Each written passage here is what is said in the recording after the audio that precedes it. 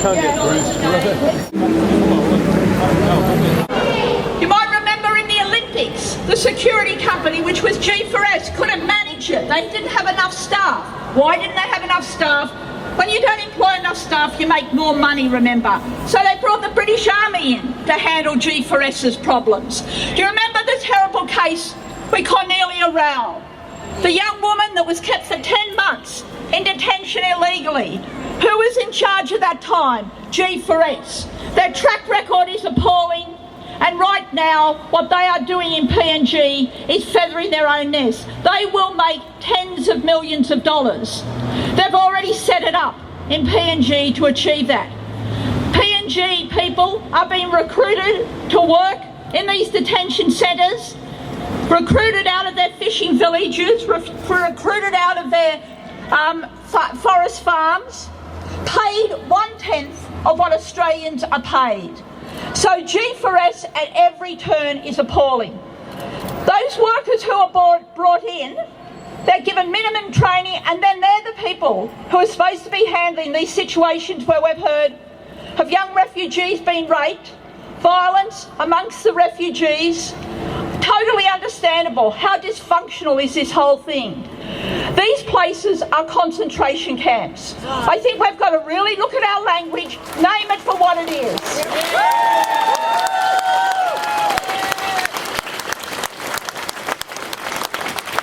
And one more bit of information about G4S that shows how low they've sunk is the manager for G4S of their operations in PNG is Kerry McNamara. In 1998, he was expelled from the Victorian Police for misconduct, and now he's working in PNG running this refugee program. At every turn, it needs to be condemned. So our commitment today here is to save lives, and the way to achieve that is by speedy processing of refugees and bringing them to Australia. I love Sally's language about welcome centres. That's certainly the essence of the Greens policy, and I think again that's the language that we should be using. And we know this can be achieved.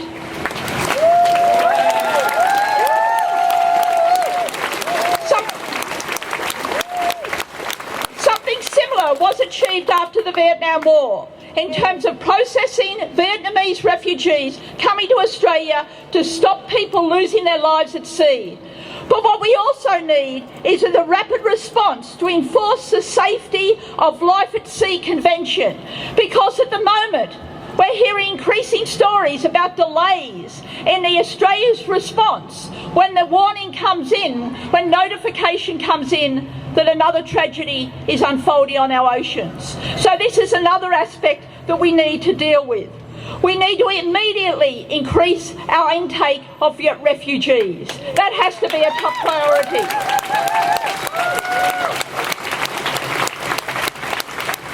And remember, the Houston report made a clear recommendation of 3,800 refugees should be taken in every year. So that's the government's own recommendation. It's time they acted on it and we move quickly. That's the way to save lives. I did want to comment, just in winding up, about the movement.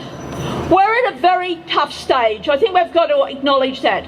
We're coming into an ugly election. We've got Labor and the Coalition with very damaging policies. How do we build our movement? Public opinion is what's going to be critical here. And I certainly, as I always do, encourage you to go away in your heart with your commitment about signing petitions, to writing letters, ringing up your politicians. Incredibly important. But what I'm also have been picking up, being a politician, you spend your life talking to people, which I love, small meetings, large meetings, one-to-one. I am finding a lot of people are very depressed and very disillusioned and feeling disempowered. I do feel what we all need to do, people like yourselves, is having those one-to-one conversations on the bus, with your family, at dinner on a Sunday night, with your colleagues, with your neighbours. I think we've got to get the conversation going so people know that there is another way. It's actually not hard. There is decent policies that can be quickly enacted. We've done it before. This doesn't have to be a headline grabber. We need to get back to a combined effort to save lives, to respect people, and that means respecting refugee rights. That's the way to save lives. Thank you very much.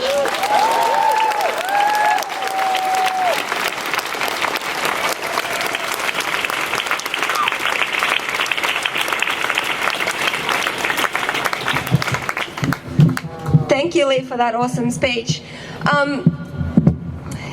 I think another way for us to continue the pressure of the campaign is to keep protesting. We saw yesterday 5,000 people in Melbourne, hundreds of people in Perth, Adelaide, Canberra, Brisbane, and they've already planned for rallies in the following week.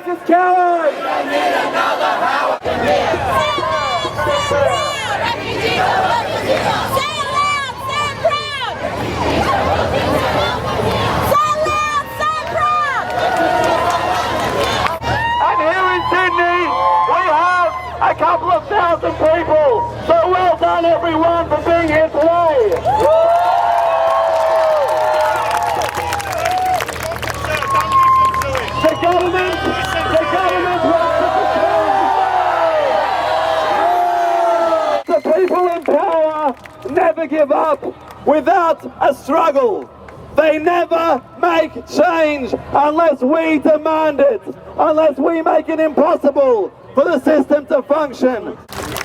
Before I give it back to the chair of this rally, I just want to say that in every other city in this country, another rally has been called for next weekend. Another rally has been called. Some on Friday and some on Saturday. Who here would like to protest next weekend? I think that's very important. So let's make sure we do that. Stay tuned on Facebook. There will be another rally. We will not let these bastards make their policy without a fight. So see you all next weekend. But let's get rid of one myth that continues to infect the body politic in Australia, and that's the idea that Kevin Radd or Tony Abbott are concerned about people who drown at sea. It is an absurd piece of hypocrisy for them to cry crocodile tears about people who die at sea. Let me take just one. Have a look at the news tonight. You might hear more about this. But 16 phone calls in June last year. 16 phone calls were made from Civ 358 to the Australian Rescue Authorities because that boat was sinking. 16 phone calls, and 4 days later that boat capsized. Who's responsible for those deaths? Where were the tears? Where were the tears in June last year? Where were the tears 7 weeks ago when a boat of 55 went down? And in spite of there being calls and in spite of us telling them there was a boat in trouble, they didn't lift a finger. Don't tell me that they care about deaths at sea. And then people you won't hear about this either. But on Friday night, there was a bomb went off in Parichana. There's at least 57 dead. 57 dead in the streets of Parichana. It's a Shia minority in Pakistan. Many of them are Hazaras. Many people from Parichana were on that boat in June last year. 57 dead on Friday night. Did you hear that from Kevin Radd? Did you hear that from Tony Abbott or Bob Carr? If Bob Carr cared a jot about the people who are coming here, he would be in Parichana now, talking about the deaths on the streets of Parichana. He'd be in Quetta.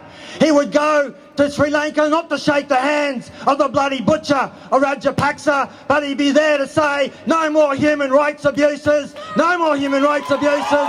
And until then, every Tamil who fears persecution will be welcome in Australia by boat. You won't hear that from Bob Carr, you won't hear that from Kevin Rudd. And how crazy is it that we could get the mad people from the Liberal Party on Friday night? Honestly, it was something like out of Dr. Strangelove to see Tony Abbott and Scott Morrison and Jim Molan standing there talking about the military operation that was going to be necessary for the national emergency. There is a national emergency, but it's in Canberra. And we need to mobilise for that national emergency to drive those people out of Canberra. I just want to mention Jim Molan, because as long as they stand alongside Jim Molan is a butcher of Fallujah. He stood with the NATO forces and planned the surrounding of Fallujah in the Iraq War, and don't read his book, but if you want to see what a mad side he really is, have a look at his book. He loves drones, he loves the military, and that's why Tony Abbott loves him, and that's why we are not going to have Tony Abbott as Prime Minister of Australia. But let me just say, this isn't a question of the election.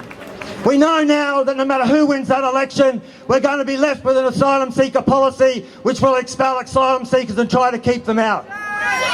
We are going to build a campaign between now and the election, because an election that Kevin Rudd wins on the basis of trashing human rights and expelling asylum seekers is not a win that is worth having. We do not want a Labor Party in power after the election which is committed to such abominable policies. So we will fight between now and the election. We're going to rally in Albanese's electorate come on 24th in Marrickville. We're going to rally in Marrickville to make a point very clearly to the Deputy Prime Minister that he's no longer welcome in Marrickville. Committed to those kinds of policies. He can go to Manus Island. He can go to PNG. We don't need him. We don't need him in Sydney. I also want to remind people that in 2001, John Howard said exactly the same thing when he started the Pacific Solution. No more refugees, no asylum seekers would come here. They would be sent to Nauru, and not one of them would set foot in Australia. In the end, actually, the majority of people who were found to be refugees did come to Australia and did come to New Zealand. Why did that happen? It's actually because we built a campaign. We built a campaign not just in the streets of Sydney and Melbourne and Canberra and Brisbane and everywhere else, but we built a campaign in the schools, in the workplaces, in the universities. We took the argument into those workplaces and into the suburbs. And that's what we need to do now. We need to build a campaign which is angry. We need to build a campaign which has got roots. It is absolutely fantastic that we've had so many unions this time without prompting. So many unions have carried resolutions opposing what Kevin Rudd and Tony Abbott are doing. That's an enormous beginning, and we have done that. We have done that because we have made it very clear to Kevin Radd and to Tony Abbott and to the union leaders that there is a movement that sees the bedrock of human rights, and we are not going to shift from that bedrock, and we will fight from that bedrock. So we need leaflets, we need resolutions, we need fact sheets, we need meetings, we need discussions in the schools and the universities to build this. We need to make sure we've been a bit bigger from last week at this one. At Marrickville on the 21st of August, we need to make sure this is 2 and 3 times the size. It'll be a few weeks before the election. And it will send a very, very clear message. There are going to be demonstrations on that day right across the country. So people who can stick around and have a bit more discussion about how we build that, as I said, we're going to meet just behind here. But I think we need to finish on the note where it actually says a very, very clear message to Kevin Radd and to Tony Abbott. Not Nauru, Kevin Radd, not Nauru. And we've said before, we send our solidarity to the people who are now in prison and the people in the detention centres in Nauru. Not Nauru, not Manus Island, not PNG, not in our name. Not in our name, Kevin Radd, not in our name.